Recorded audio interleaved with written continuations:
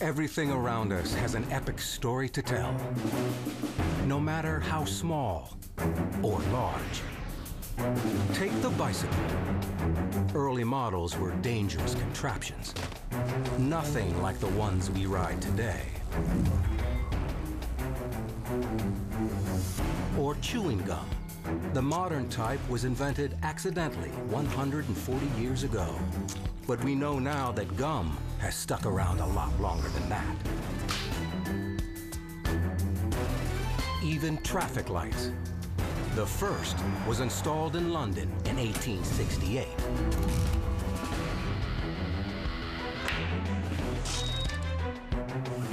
We're going to look at 16 everyday things, revealing how they came to be.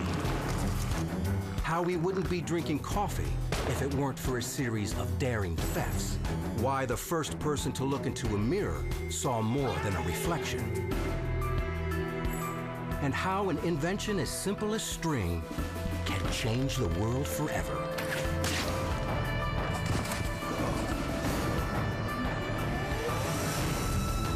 These stories and others are all part of the epic history of everyday things. Throughout history, men have gone to extraordinary lengths to bring us what are now the most ordinary things.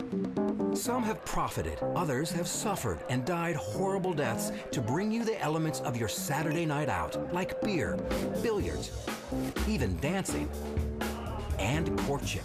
Tonight, Joe will get a little romantic assistance from a celebration familiar to all of us.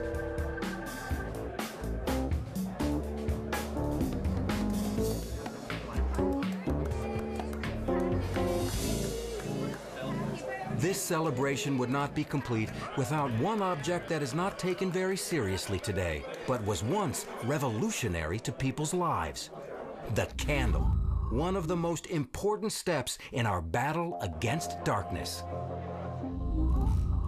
Thousands of years ago, the only way you had light at night after the sun went down was sitting around a communal fire. Candles allowed you to go off on your own. It allowed you to harness light around a small object and leave the group and go have light in your private space. If you wanted light to read or whittle wood, you could do that on your own because you had a light source right next to you. So it gave people independence at night.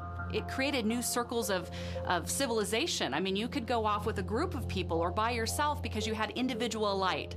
You no longer had to gather around the big fire. Man soon found other functions for this new technology, besides just using it as a light source. In some cultures, especially China and Arabia in the 10th to 13th centuries, candles were used to tell time. The most famous candle clocks were invented in Mesopotamia by Al-Jazari, who in 1206 marked a candle with intervals to serve as a clock. Each interval was equal to an hour. As the candle burned to a mark, a screw fell out, which would strike the metal dish below, audibly telling you what time it was. As candles developed as a technology, they not only expanded their range of uses, but also their social significance. Well, there was a point in history where candles became a status symbol. In the 13th century, a candle guild was formed in Europe. Chandlers, as they were called, professional candle makers, that's what a chandler is, in England would go door to door collecting kitchen fat, and they would make candles. They opened up candle shops around England.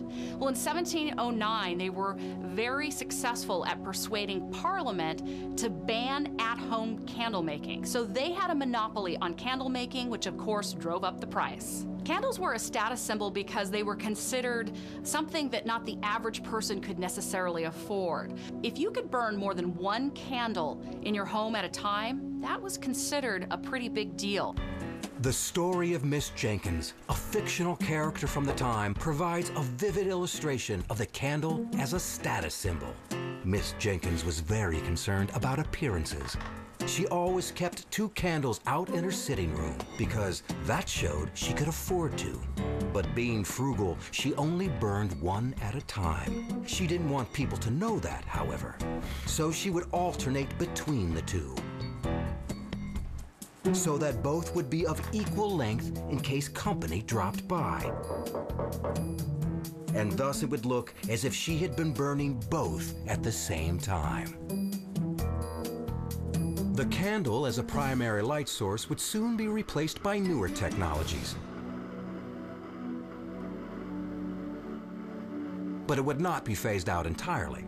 You would think when they invented the light bulb in 1879 that would have been the end of candles. Not so. They continued on and they became more of a decorative piece in people's homes. They weren't necessary, but we still wanted them as part of our lives. Isn't it amazing? Candles are a $2+ billion a year industry, yet we don't really even need them in our lives.